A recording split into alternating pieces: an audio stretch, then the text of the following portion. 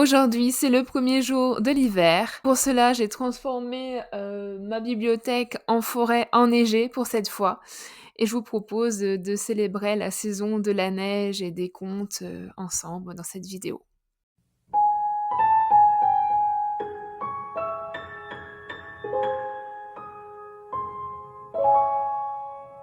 Bonjour tout le monde, je suis Nina Gorlier, autrice et lectrice de l'imaginaire, et je vous souhaite la bienvenue sur ma chaîne À la croisée des plumes. Avant de rentrer dans le vif du sujet, je voulais vous faire un petit rappel concernant mes romans publiés chez Magic Mirror Éditions et les éditions du Chat Noir. Des romans que j'ai déjà présentés à plusieurs reprises sur la chaîne. Voilà, pour rappel, mes deux éditeurs ferment leurs portes d'ici les prochaines semaines. Donc c'est le moment, c'est l'occasion, là, les derniers jours pour vous procurer mes romans disponibles chez eux. Je pense surtout à Magic Mirror Éditions qui ferme ses portes le 31 décembre, donc dans 10 jours. À partir d'aujourd'hui. La plupart de mes titres sont déjà épuisés en version papier, merci beaucoup. Mais vous pouvez encore vous les procurer en numérique jusqu'à la fin de l'année. Je pense notamment aux reflets brisés que vous pouvez voir ici. Je vous remets la couverture en gros pour que vous voyez. Qui est, je pense, le livre de tous mes romans qui s'approchera le plus de l'hiver. Je dis pas ça parce que c'est une écriture de Blanche-Neige, mais il y a plusieurs scènes qui se passent d'hiver. Voilà, si vous aimez bien les intrigues de cour, de complot, trahison, un peu de sorcière, ce genre de choses, Le Reflet Brisé est le roman parfait pour vous. À l'heure où j'enregistre la vidéo, il ne reste plus qu'un seul exemplaire papier sur le site de Magic Mirror, donc c'est l'occasion, pourquoi pas. Et vous pouvez aussi vous le procurer en numérique. Je m'aperçois qu'avec la lumière de mon micro, ça fait une lumière rouge. Et derrière, c'est la forêt enneigée. Imaginez, je sais pas, c'est la chaleur d'une bougie. Je suis comme ça pour me réchauffer du froid.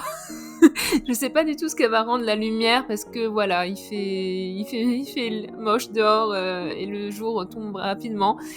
C'est un trash test, hein, voilà.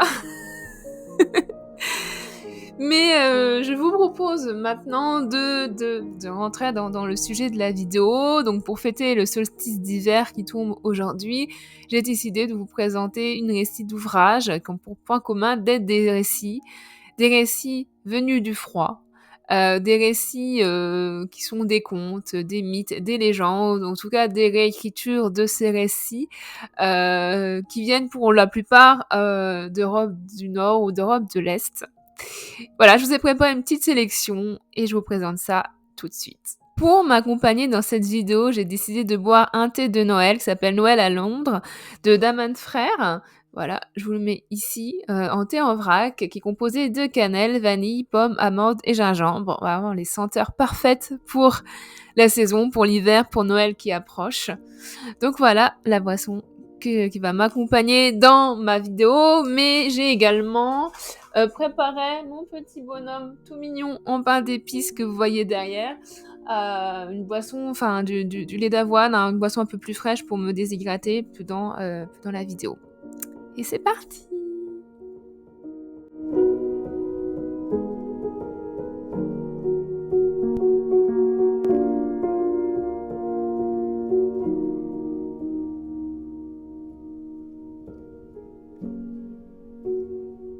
Je vais commencer avec la catégorie contes et légendes. Donc c'est vraiment des contes que je vous présente avant de passer à la catégorie plutôt romanesque.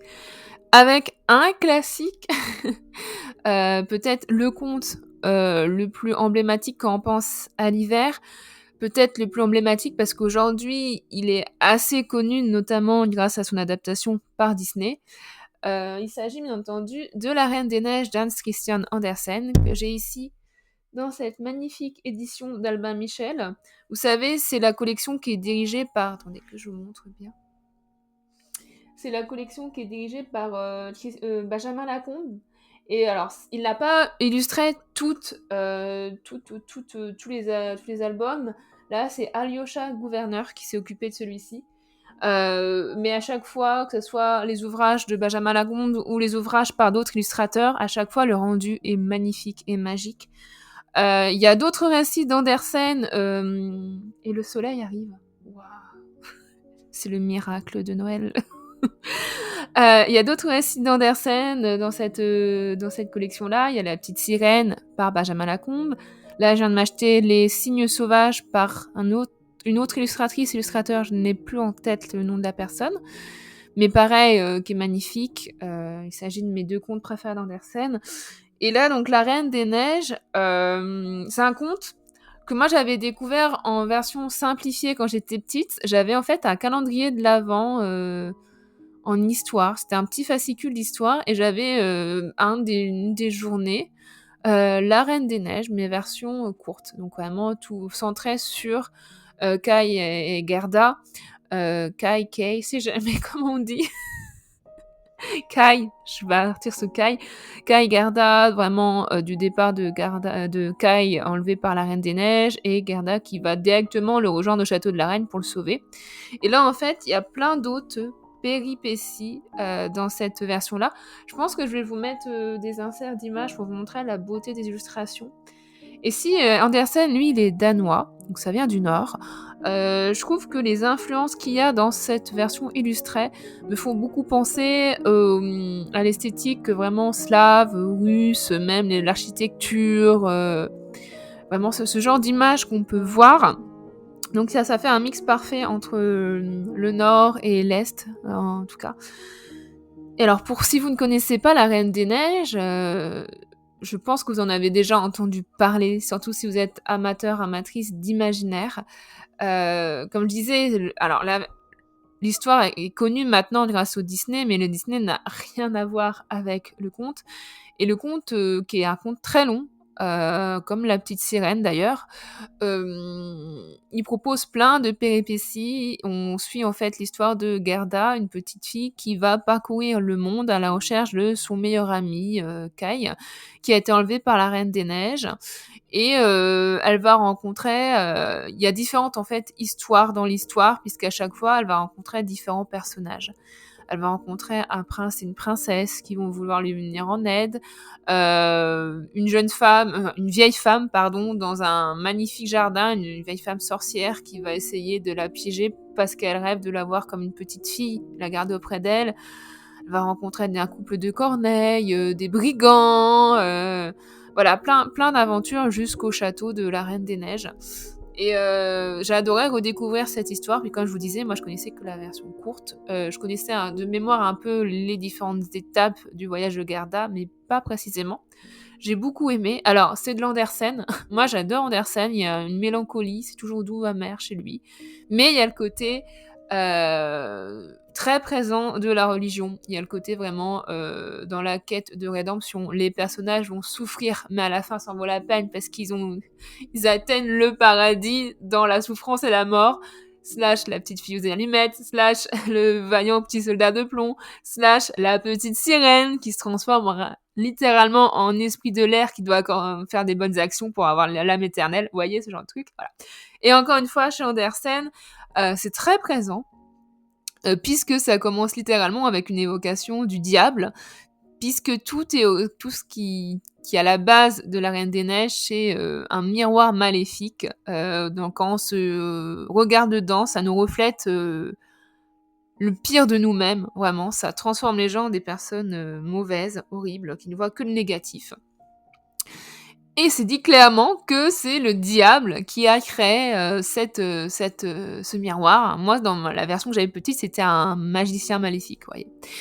Et en fait, en voulant monter ce miroir au paradis, le miroir tombe et se brise en des millions de morceaux petits comme de la poussière, en fait. Et il y a un morceau qui va se planter dans l'œil de Kai, ce qui fait qu'il va devenir beaucoup plus méchant et être enlevé par la Reine des Neiges, qui elle-même symbolise un peu ce cœur de glace, comme si elle avait un morceau de glace également qui s'était mis dans son cœur. Une imagerie qu'on retrouve dans le Disney, par exemple, la glace qui se fige dans le cœur. Et voilà, donc j'aime beaucoup l'esthétique de ce roman slash conte. Ce que je me suis aperçue là, en vous disant de ce côté présence vraiment de la religion qu'on trouve chez Andersen, ce côté aussi petit garçon qui devient méchant, qui se fait enlever par une reine des neiges qui le prend avec elle dans son traîneau de neige, voilà, et qui va être retrouvé à moitié gelé, mort par sa meilleure amie slash une sorte de sœur. Bah moi je me suis aperçue en le lisant, mais je me demande, alors je sais pas du tout, peut-être que c'est sourcé, peut-être que c'est avéré, peut-être que c'est une hypothèse de ma part, c'est tout. Est-ce que ça aurait pas inspiré Lewis pour le Narnia? Parce que moi, cette image-là me fait vraiment penser à Edmund et la reine, la sorcière. Comment elle s'appelle? Jadis, non? La sorcière blanche, je sais plus son nom. J'ai pas lu Narnia, juste les films quand j'étais petite. Voilà, moi ça me fait vraiment penser à ça. Dans Edmund et la sorcière, je retrouve un peu la Reine des Neiges et Kai, j'ai l'impression. Bon là, elle lui propose pas des loukoums, mais pour euh, pour le pour le l'enlever et le corrompre. Mais il y a le côté un peu l'amusement parce qu'en fait, il fait de la luge et il accroche en fait, et les enfants accrochent leur traîneau au traîneau qui passe par là et il va être tenté d'accrocher sa luge au traîneau de la Reine des Neiges parce que c'est le plus beau de tous. Voilà, ce côté-là, un peu tentation.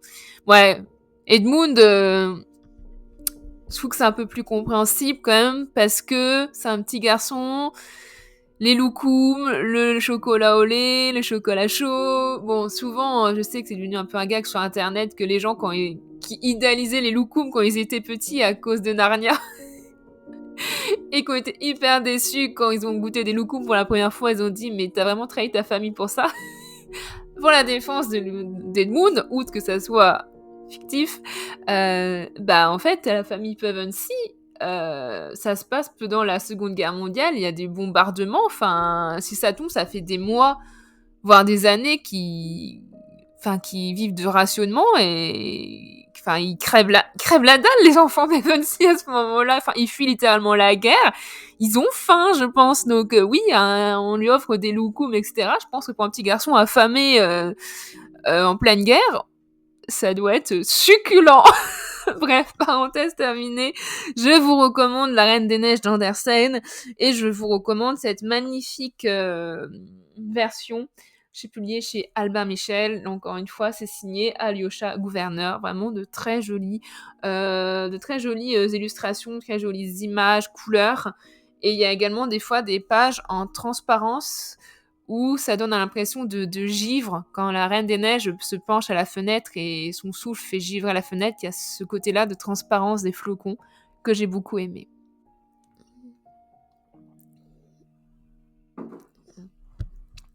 Là, je vais vous présenter un recueil de contes que j'ai mis je ne sais plus où.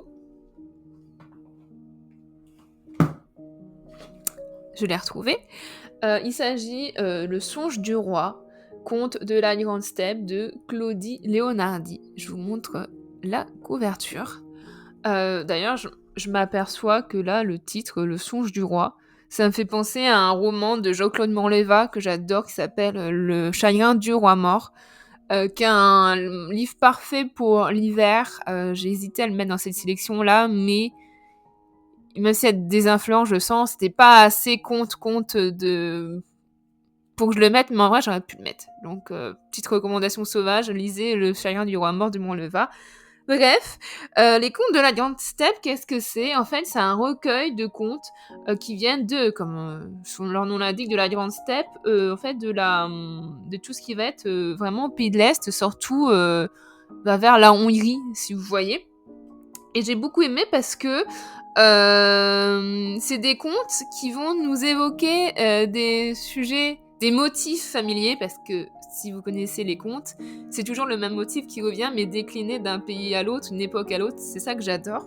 Par exemple, vous allez avoir, qui est ce cochon gentilhomme qui réclame la main de la plus jeune fille du roi? Et ce motif de la fille il y a 3 filles et la petite dernière est obligée d'épouser un monstre. Alors soit c'est une bête dans La Belle et la Bête, soit il y a une version où c'est un cochon comme ici. Il y a aussi la version sanglier, une bête hideuse et bien sûr, vous imaginez bien que ce n'est pas un simple cochon. Et il y a ce côté-là aussi. Ouais, il y a des versions que j'aime bien, de mémoire, dans celle-ci, c'est le cas où elle va user de la ruse pour essayer de trouver qui se cache derrière ce cochon. Il y a une forêt enchantée là, bon, je vais pas vous faire conte par conte, mais le résumé, donne envie. Radovan, jeune homme aventureux, réussira-t-il à s'échapper de la forêt enchantée? Donc, une forêt enchantée. Comment Mathieu des Oies se vengera-t-il d'un seigneur cruel et cupide? Qui se cache derrière la carapace de la tortue que le prince a épousée contre la vie de ses frères? Bien sûr, donc là, c'est une variante du premier conte, où cette fois, c'est un prince, un jeune homme humain, qui va se retrouver lié, épousé, fiancé à une créature féminine qui a l'apparence d'un animal. Il y a, par exemple, chez Madame D'aulnoy, il y a la chatte blanche qui a ça. Chesmir, un jeune orphelin pauvre, parviendra-t-il à rapporter les 3 plumes d'or du griffon que lui réclame le père de celle qu'il aime? Ça va vous évoquer, alors là c'est des plumes d'or d'un griffon, ça va évoquer en Russie tout ce qui va être les légendes autour de l'oiseau de feu. Donc voilà, j'ai beaucoup aimé, donc c'est un recueil voilà, de contes populaires oraux du 19e siècle, issus de la grande steppe d'Europe centrale, dont le cœur se situe en Hongrie. Des contes où l'amour et la mort, la poésie et la violence, mais aussi le merveilleux s'entremêlent. Donc voilà, c'est à la fois familier et dépaysant, et j'ai beaucoup aimé. Donc si vous voulez découvrir d'autres contes, vraiment ce recueil, Les contes de la grande steppe, de Claudie Leonardi. Voilà, hop.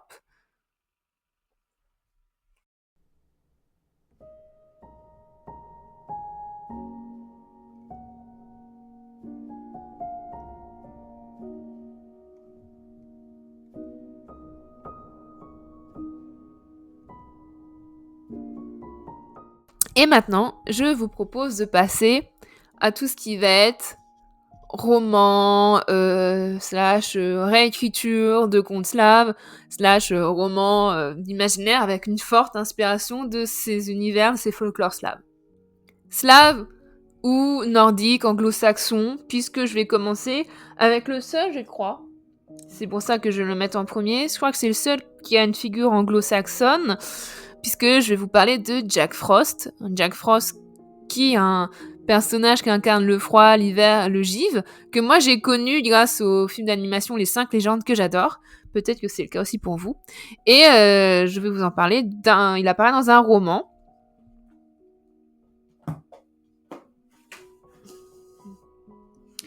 Il s'agit du roman Là où réside l'hiver de Laetitia Arnoux, publié aux éditions Twinkle Éditions. Regardez cette jolie couverture qui a été illustrée par Laetitia de mémoire, donc vraiment on est purement dans l'hiver, outre le titre, mais on a également le petit renard polaire, la chouette blanche, l'hermine, les flocons de neige, etc., etc. Alors Twinkle Éditions, si vous connaissez pas, c'est la maison d'édition parfaite, vous aimez bien tout ce qui est lecture un peu cosy, vraiment un merveilleux. La magie, ça va être ce côté-là, magie des contes un peu. Et ce côté cosy qu'on retrouve, il y a plein de romans autour de l'automne et il y a des romans autour de l'hiver. Et la plume de Laetitia et son univers se marient parfaitement avec ce côté-là. Ce que je lis pas habituellement. Donc ça va être la seule recommandation de la vidéo de ce genre-là. Donc profitez-en si c'est ce que vous appréciez. Et là, en fait, ça va être un peu une réécriture, enfin une inspiration du mythe de Jack Frost, puisque Jack Frost apparaît littéralement, c'est un des personnages principaux. Nina, flemme de couper ça, vous aurez tout. J'assume. Et rien que pour vous donner un aperçu, avez-vous déjà entendu le crépitement du givre, le sifflement du vent du nord? C'est le rire de l'hiver qui s'éveille en décembre, le rire de Jack Frost. Et rien que ça montre bien l'ambiance qu'arrive à instaurer l'autrice dedans. Et on suit du coup une jeune fille de 17 ans qui s'appelle Eda Nightingale. J'adore, enfin Nightingale, ça veut dire rossignol, puisque c'est l'oiseau qui chante à la tombée de la nuit. Et rien que ça a un nom tellement... le nom du personnage principal, ça accorde tellement avec l'univers du livre, vous voyez. Et en fait, elle me fait un peu penser, dans son histoire, à Cendrillon, parce que de mémoire, elle est orpheline, et en fait, elle a une belle-mère et une demi-sœur pas très sympa. Et Et cette jeune fille, elle est hyper sensible et je sais que Laetitia a accordé beaucoup d'importance à ce fait qu'elle a mis beaucoup d'elle-même dans ce personnage et c'est très touchant par rapport à cela. Et en fait, elle vit dans ce manoir à l'orée des bois, les bois enneigés, et elle a encore ce côté, cette magie de l'hiver qu'elle entretient. Et elle va faire la rencontre de Jack Frost qui, lui, vit dans un monde où les gens croient de moins en moins en la magie de l'hiver. Donc ses pouvoirs sont en train de décroître. Et c'est cette rencontre, je vais pas en dire plus, mais vous imaginez bien qu'il va y avoir des étincelles, des paillettes de neige, on va dire. Et donc tous les deux, ils vont s'allier pour sauver l'hiver. J'enchaîne avec un roman que j'adorais, dont je vous ai déjà parlé sur la chaîne. Je vais le mettre là parce que si on part du côté plutôt slave, c'est le moins enneigé de la liste, on va dire. Je vais faire progressivement, je sais pas. Il s'agit de Juniper Anthorn d'Avarid. Comme j'en ai déjà parlé sur la chaîne, je vais pas trop m'attarder ici. Je vais vous mettre un lien en bas, en haut, à ma vidéo, mon update lecture, où je vous le présente plus en détail. Mais Avarid, moi, c'est une autrice que j'aime beaucoup. Dans Juniper Anthorn, on est sur une réécriture du conte du Genévrier des Frères Grimm, un conte peu connu parce qu'il est hyper glauque, moi je l'adore, où ça va être vraiment un magnifique récit sur l'émancipation d'une jeune fille face à un père tyrannique qui a des côtés barbe bleue monstre. Certaines scènes un peu violentes, ça aborde des sujets tabous aussi comme le cannibalisme par exemple.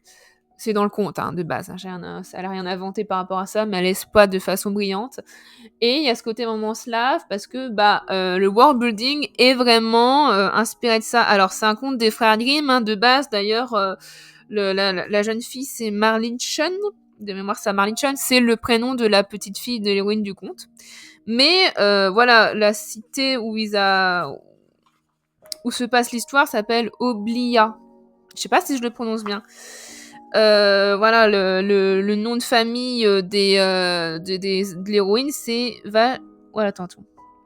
Vachenko. Moi, je le prononcerais comme ça, mais je le prononce sûrement mal. Donc, on voit vraiment l'inspiration du world building très Europe de l'Est. Et d'ailleurs, Marlene Chen rencontre un jeune homme dont le nom m'échappe, mais c'est Sébastian. C'est pas Sébastien, c'est Sébastian, voilà. Et en fait, il les étoiles au ballet de l'opéra de cette ville-là, de ce monde-là. Et en fait, le personnage qu'il incarne chaque soir sur scène, c'est un prince qui est beaucoup inspiré de la légende d'Ivan et l'oiseau de feu. Ivan, c'est un personnage qu'on retrouve dans plusieurs contes russes, notamment dans l'oiseau de feu. C'est comme des figures comme Baba Yaga ou Vassilia qu'on retrouve dans différentes versions de différents contes. Donc voilà, l'inspiration est là. Alors, moi, je vous le conseille peut-être au début de l'hiver, automne, début de l'hiver, très bonne transition. Et il y a un autre roman d'Avarid dans le même univers qui s'appelle The Wolf and the Woodsman, donc le loup et le bûcheron. Ça se passe dans le même univers, alors peut-être pas à la même époque, je sais plus, mais pour le coup, je vais vous montrer la dernière édition qui est sortie, qui est magnifique. Ça fait beaucoup plus hivernal, ça fait un peu petit côté trilogie de l'univers dont je vous parlerai plus tard. Les deux n'ont pas encore été traduits parce que c'est... je vous l'ai déjà expliqué, je crois, mais sur d'autres vidéos, mais les premiers romans d'Avarid, je trouve, de ce que j'ai lu, sont beaucoup plus sombres que ce qu'elle a fait ensuite. Alors, ils sont tous bien, de ce que j'ai lu pour l'instant, mais j'ai l'impression que les éditeurs sont plus frileux à l'idée de publier ces premiers romans. Ils sont moins mainstream, on va dire. Donc j'espère qu'un jour ils débarqueront en France parce que franchement ça vaut le coup. Donc si vous lisez l'anglais, foncez. Et en plus les éditions sont magnifiques, vous pouvez mettre la main sur celle-ci. Voilà. Et regardez, vous le trouvez pas trop mignon, mon bonhomme pain d'épices? Je suis trop fan de lui.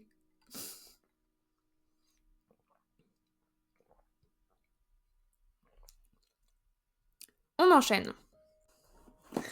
Alors là, je vais vous parler d'une saga qu'on ne présente plus parce qu'elle commence à dater dans l'univers de l'imaginaire young adult.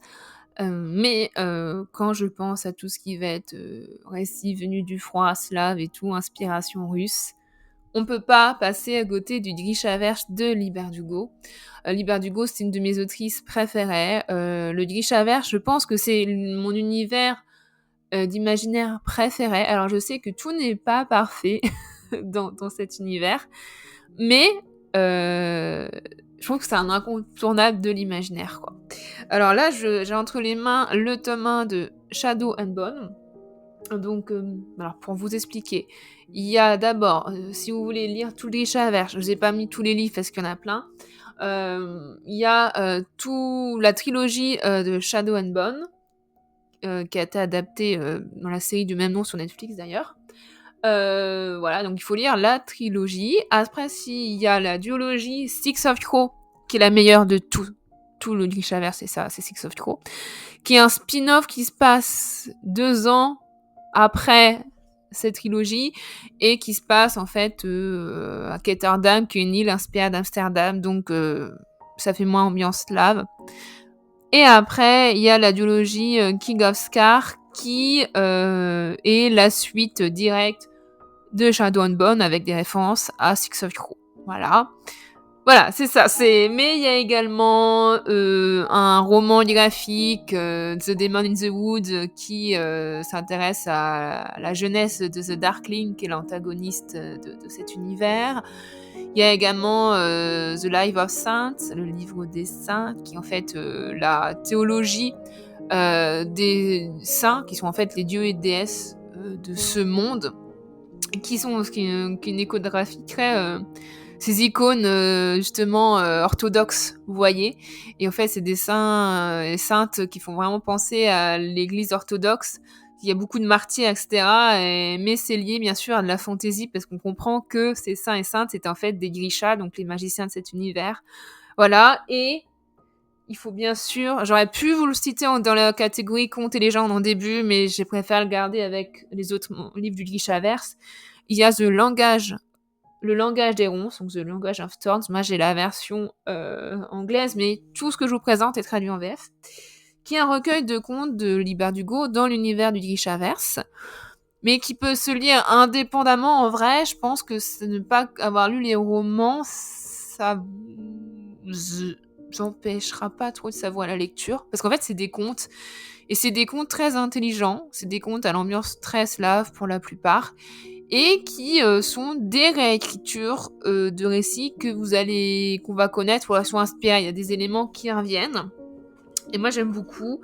Alors on a Ayama and the Thornwood. Je vous le dis à l'anglaise, hein, je suis désolée parce que je ne sais plus. Je ne sais pas comment ils ont été traduits en VF du coup. The Two Clever Fox, qui fait penser un peu, qui reprend la figure de Renard, le goupil dans le roman de Renard, The Witch of Duva, qui est une réécriture intelligente. J'avais adoré d'Hansel et Gretel.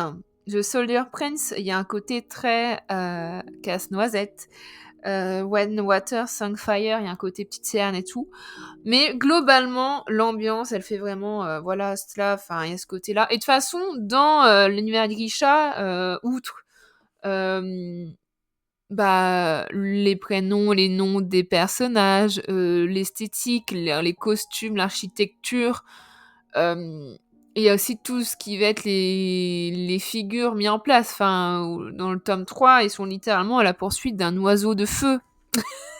Encore une fois, figure mythique dans les contes et légendes russes. Donc, je pense que ce recueil de contes nouvelles, en vrai, vous pourrez les découvrir même sans avoir lu le reste. Et j'ai beaucoup aimé, j'ai trouvé ça très intelligent à chaque fois, le twist qu'il y a autour du conte ou de l'inspiration.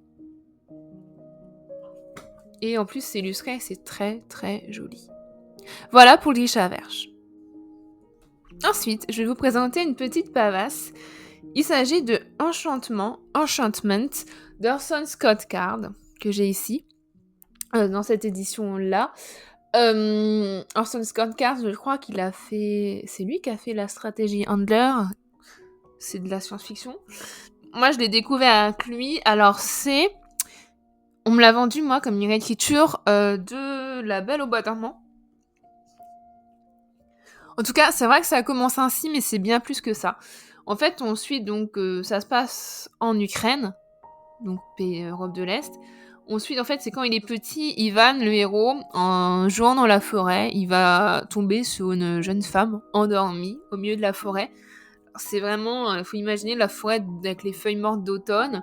Il y a un gouffre immense dans la forêt, et au milieu de ce gouffre, il y a comme un promontoire, donc qui est inatteignable, à part s'il faut sauter, quoi. Et sur ce promontoire, il y a une jeune femme endormie qui est magnifique, une princesse endormie, d'où la référence à La Belle au bois dormant.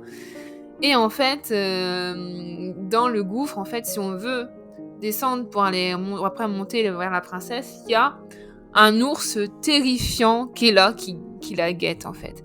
Et on ignore depuis combien d'années elle est là, elle repose.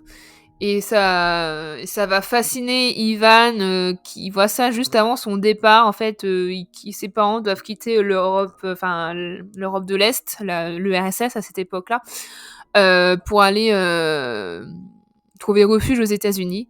Et des années après, donc après une fois qu'il est devenu adulte et que le mur est tombé, la chute de l'URSS et tout, il va revenir en Ukraine dans cette forêt.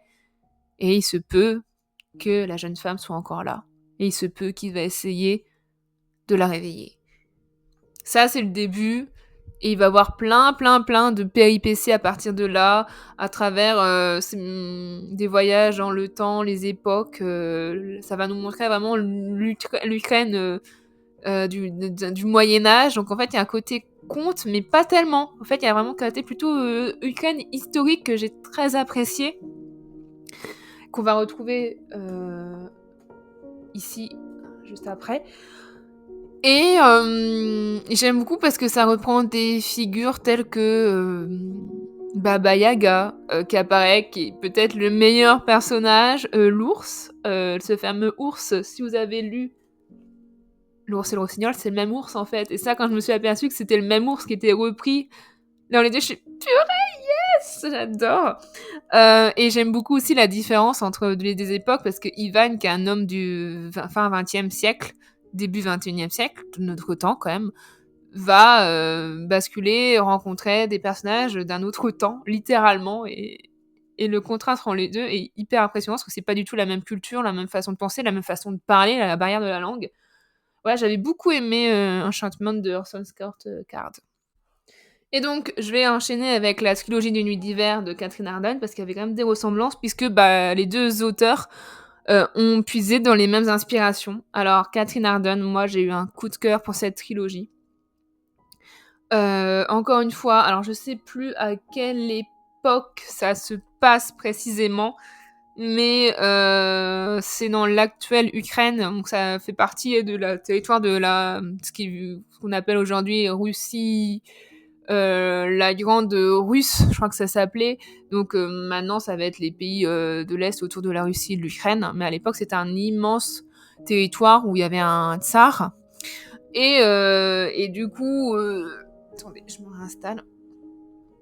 Et alors, je sais plus les termes, ça fait longtemps que j'ai lu.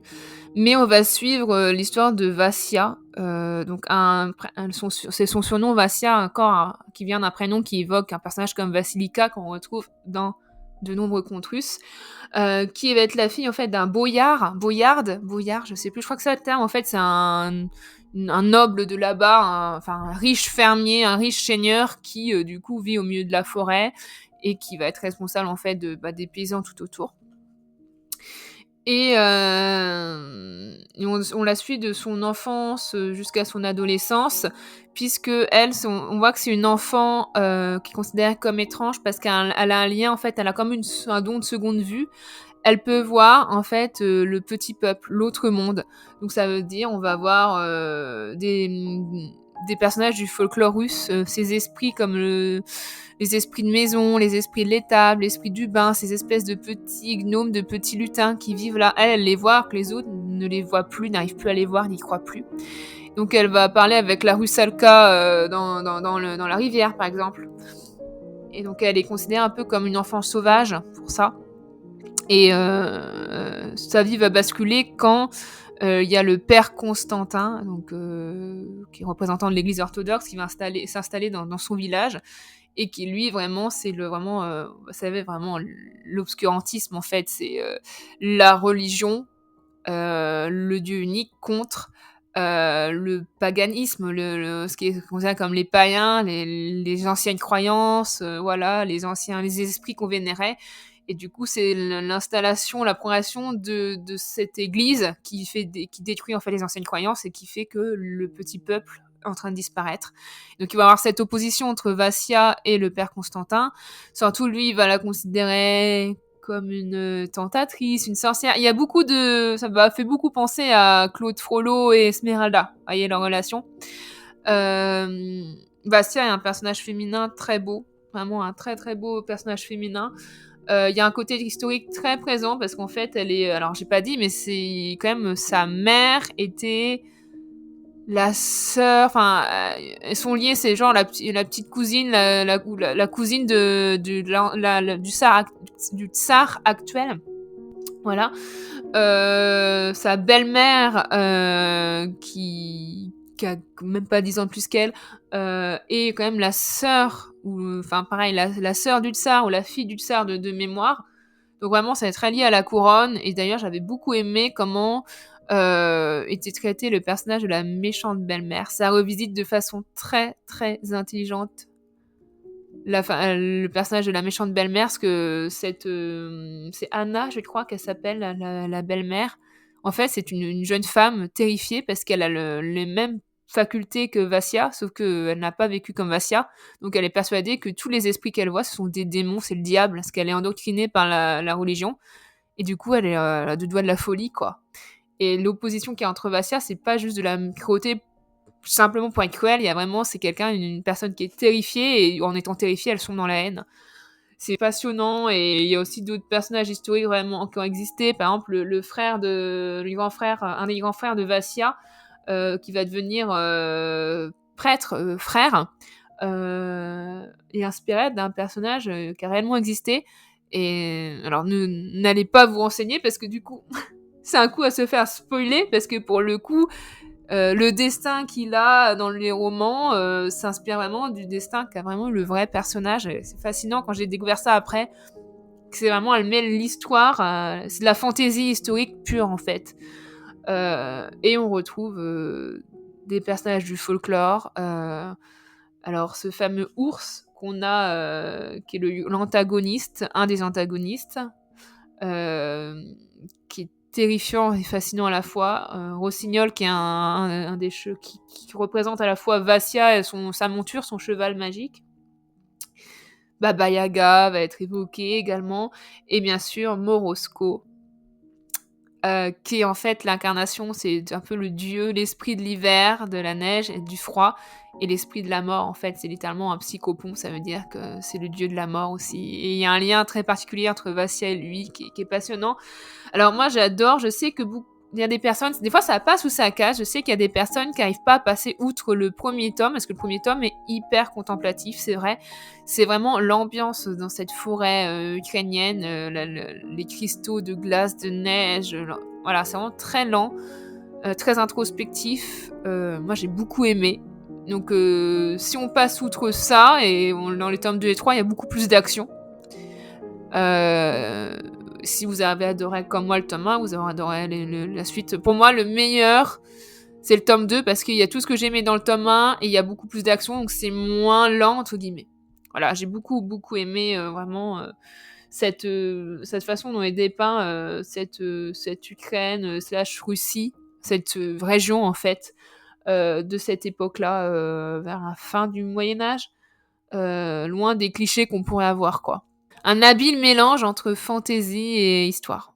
Et enfin, je voulais vous parler de la fileuse d'argent de Naomi Novik, parce que c'est peut-être ma lecture préférée dans toutes celles que je vous ai présentées. Bon, l'ambiance, on est exactement dans le même genre. Enfin, si vous aimez bien l'ambiance de la trilogie d'une nuit d'hiver, vous adorez l'ambiance qu'il y a là-dedans. Naomi Novik, j'aime beaucoup ce qu'elle fait dans l'ensemble. Elle avait également fait Déraciné, qui a un côté un peu slave, mais c'est plus forêt, pas forêt enchantée, forêt maléfique, flippante, donc pas assez hivernale à mon goût, et je l'ai moins aimé. Là, La Fileuse d'Argent, pour moi, ça a été un vrai coup de cœur. Alors, si c'est pas nommé exactement l'endroit, mais on voit bien que c'est inspiré de le même genre de royaume que pour Vassia, pour l'histoire de Vassia. Et on va suivre en fait trois personnages féminins, trois jeunes femmes. Alors il y a Myriam, en fait, qui est une jeune femme qui est la fille d'un prêteur sur gage. Donc c'est une famille juive qui est victime à cette époque-là d'un antisémitisme notoire. Qui va reprendre en fait le travail de son père et qui en fait va redresser les finances de la famille puisqu'ils étaient au bord de la ruine parce c'est une jeune femme très très intelligente à tel point que là on commence à dire qu'elle est capable de tout changer en or tellement qu'elle a le sens des affaires. Et un jour, va toquer à sa porte un Starik. Alors un Starik, en fait, c'est une créature, voilà, une créature venue du froid. Moi, ça m'a fait penser à un mélange entre des elfes et les marchands blancs des Seigneurs pas du Seigneur des Anneaux, enfin, les elfes du Seigneur des Anneaux et les marchands blancs qui sont représentés dans la version télévisée du Trône de Fer dans Game of Thrones. C'est des marchands blancs plus beaux, vous voyez, moins effrayants, mais quand même effrayants parce qu'on voyait que c'est des autres, quoi. Ils sont pas humains, quoi. Ces espèces de faées, de créatures devenues du froid, qui sont littéralement vraiment de mémoire. Ils ont des yeux bleus, ils sont tout plus blancs comme de glace. Et ils ont un rapport, en fait, à la parole qui est différent des humains. Et en fait, le roi des Starik emporte Myriam dans son royaume. Parce qu'en fait, ils n'ont pas de second degré. Et quand il a entendu dire qu'elle était capable de tout changer en or, il a pris ça à la lettre, en fait. Donc, elle va se retrouver prisonnière de ce royaume. Et si elle veut survivre, il faut qu'elle transforme, je sais plus quoi, c'est de l'argent, je sais plus quoi, enfin qu'elle transforme des objets qui n'ont rien à voir avec de l'or en de l'or. Alors, si vous connaissez un peu vos contes, si vous connaissez la série Once Upon a Time par exemple, ça fait penser au conte allemand de Rumpelstiltskin, le nain tracassin en français, où c'est une jeune femme qui prétend qu'elle peut transformer la paille en or et elle va être obligée de le faire. Sinon elle meurt. Et là, il y a ce côté-là un peu, fileuse d'argent, on reconnaît ça, l'euro et tout, il y a un peu ce côté-là. Sauf que Myriam, elle n'a aucun pouvoir magique. Alors comment elle va réussir à transformer des objets lambda en or sans pouvoir ? Si, son pouvoir, en fait, c'est qu'elle est très intelligente. Et en outre, on suit aussi Wanda. Wanda, qui est une fille de fer, qui doit s'occuper de ses petits frères, alors qu'il y a un danger qui règne, puisqu'il y a de mémoire, il y a des événements étranges qui se passent dans les alentours, notamment avec le tsar, le roi de ce royaume, qui va épouser... alors, la troisième, ça s'appelle Irina, je crois. Oui, c'est ça, Irina, qui est une jeune noble, qui a un père horrible, qui la déteste, et pour se débarrasser d'elle, parce qu'il la trouve incapable, il va la marier au tsar, parce que c'est un homme cruel et tout. Peut-être que c'est une sorte de démon premier lieu de grâce, vous voyez ce que je veux dire. Et pareil, encore une fois, en fait, elle a littéralement son époux qui veut littéralement la dévorer. Et donc elle va, en tant que jeune femme sans pouvoir, dans une société patriarcale, elle va devoir trouver aussi une autre façon de se protéger. Et peut-être que le destin de ces trois jeunes femmes vont se croiser. Voilà, j'avais adoré La Fileuse d'Argent de Naomi Novik et je vous le recommande, les yeux fermés. Super ambiance aussi si vous aimez tout ce qui est neige, hiver, froid, glace, le givre sur la fenêtre. Tous les romans que je vous présente, c'était ça le point commun. Voilà, j'arrive au terme de ma sélection. J'espère que ça vous a plu comme thématique pour le solstice d'hiver. Est-ce que vous avez lu, des livres que je vous ai présentés? Qu'est-ce que vous en avez pensé? Est-ce que vous avez d'autres, livres, romans, heu, dans le même genre? Ça veut dire, qui sont parfaits pour l'hiver et qui sont d'inspiration, vraiment du Nord, de pays de l'Est, de ces contes, slaves, de ce folklore, d'Ukraine, de Russie, vous voyez? Comme vous voyez, je suis friand de ce genre d'histoire. Donc je vous prie, si vous en avez que je ne connaîtrais pas, partagez-moi tout ça en commentaire. Si l'épisode vous a plu, n'hésitez pas, pour me soutenir, à le partager, à mettre un petit pouce en l'air, à vous abonner si c'est pas déjà fait. Si vous avez regardé jusqu'au bout, vous pouvez également, mettre en commentaire un petit émoticône, un petit smiley autour de l'hiver. J'en serais ravie et puis comme d'habitude, on échange autour de ces lectures en commentaire. Là, je vous dis alors je sais que j'avais partagé le programme de décembre, mais on va un peu le modifier et finalement ça sera pas un vlog de Noël la semaine prochaine, ça sera tout simplement mon bilan de lecture de l'année 2025 où je reviendrai sur mes meilleures lectures de l'année. J'ai hâte de vous tourner tout ça. Merci de m'avoir suivi jusque-là. Pour rappel, si vous voulez vous procurer mes romans, les derniers exemplaires disponibles, c'est tout de suite, c'est maintenant. Après, ce sera trop tard. Je vous fais de gros bisous et je vous dis à la semaine prochaine. Salut!